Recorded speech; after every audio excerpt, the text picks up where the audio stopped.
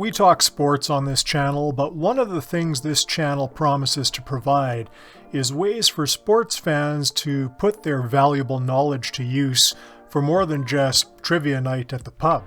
What if you could make a few dollars with your sports knowledge? It turns out there are a few ways to do that, and in this video we're going to cover how to monetize a YouTube channel, just like I'm doing with this one.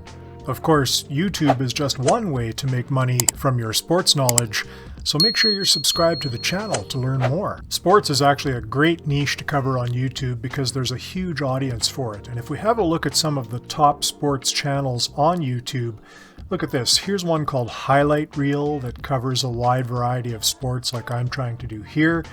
It is estimated to be earning somewhere between $24.7 thousand and $395.2 thousand per month. Now this is Social Blade. It's not known to be exactly accurate, but it does give some pretty interesting estimates. Here's Celine Depp, a football channel or soccer channel if you prefer, and this one is the top channel actually on Social Blade right now, estimated to be earning between $304.4 thousand and $4.9 million per month. This one is House of Highlights. It's a basketball channel, estimated to be earning somewhere between $103.1 thousand and $1.6 million per month. And remember, there's different angles you can take on sports as well. A lot of us know these guys at Dude Perfect, and Dude Perfect is a huge YouTube channel.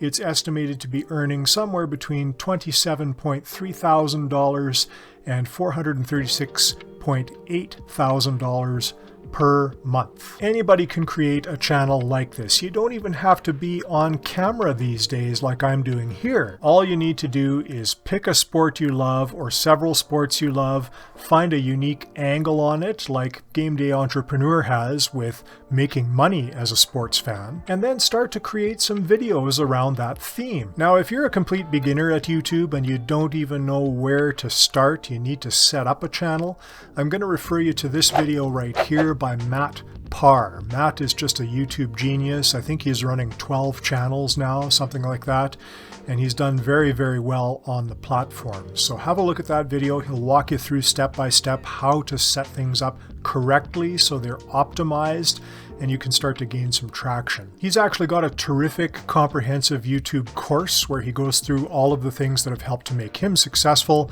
and I'll put a link to that down in the description if you really want to go all in on YouTube and maybe start earning some money like those channels on Social Blade we just went through earlier. Once you learn the system, you'll be surprised at how quickly and easily a good sports channel can take off. Now, at the time of this recording, Game Day Entrepreneur, this channel actually isn't yet monetized, but let me show you what's happening here. I ignored this channel for a long time and it was under a completely different brand, but coming into the new year, starting in January of 2024, I decided I was going to rebrand and delve into the sports niche. And look at what happened. Starting in early January, I applied this new system and my views started to take off, my subscribers started to take off, and my watch time started to take off. And at the current pace, I'm likely to be monetized on this channel within the next month or so, maybe sooner. We'll see how quickly things go. As you can see, things come in waves, and so it's hard to predict exactly what the YouTube algorithm will do in terms of how it treats the channel, but there's no question everything is clearly going in the right direction. So this is over the last 90 days. Let's have a look at the lifetime or the last 365 days of the channel. That matters because we need watch time of 4,000 hours over the last 365 days. So we can see here that over the last 365 on this channel, we're now up to 3.1 thousand hours. It's been growing quite a bit. Let's look at that tab. It was almost nothing for quite a long time, and then early January it started to pop up quite a bit. We're getting sometimes 200 hours of viewing time a day, depending on how well certain videos do. So that's terrific. That's exactly what we want to achieve when you apply the right system to creating your channel. Once you achieve those targets of 1,000 subscribers and 4,000 viewing hours of watch time, the way you actually make money on your channel is through the opportunity to run ads on your videos. Once you get a couple of good videos, you may actually notice that YouTube runs ads on them anyway. They don't hesitate to take advantage of a video that draws an audience. So it's in your best interest to try to monetize your channel as quickly as possible so you can get a cut of that ad revenue. Just be aware that in the sports niche, not all of your videos may be able to be monetized, especially if you're showing things like highlights from games. The YouTube algorithm is constantly searching for content that matches copyrighted material, and if it should find some on your channel, you might get a copyright claim. It usually just means that the original owner of that material is entitled to any monetization that happens as a result of that video. For the most part, sharing sports content is actually good for business for the leagues, so they don't crack down too heavily on that.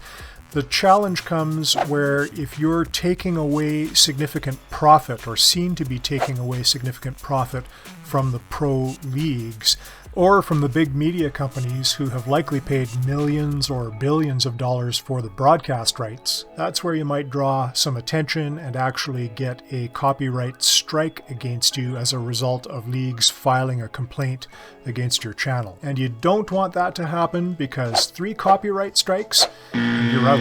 YouTube will shut down your channel. I do share some highlights on this channel, and I do that under what's called fair use policy. If you can get permission from the original creator, so much the better, but as this Stanford article points out, as long as you're using material in a limited capacity for commentary or a critique or a parody, you're usually okay. The challenge is that it's open to interpretation. So if somebody really wants to take your little YouTube channel to court, it's possible that your use of the material could be determined as not fair use. If you want to learn more about fair use and how to do your best to avoid copyright strikes on a sports channel, I'm preparing a video on that right now, and when it's ready, it's going to show up right here. Check it out.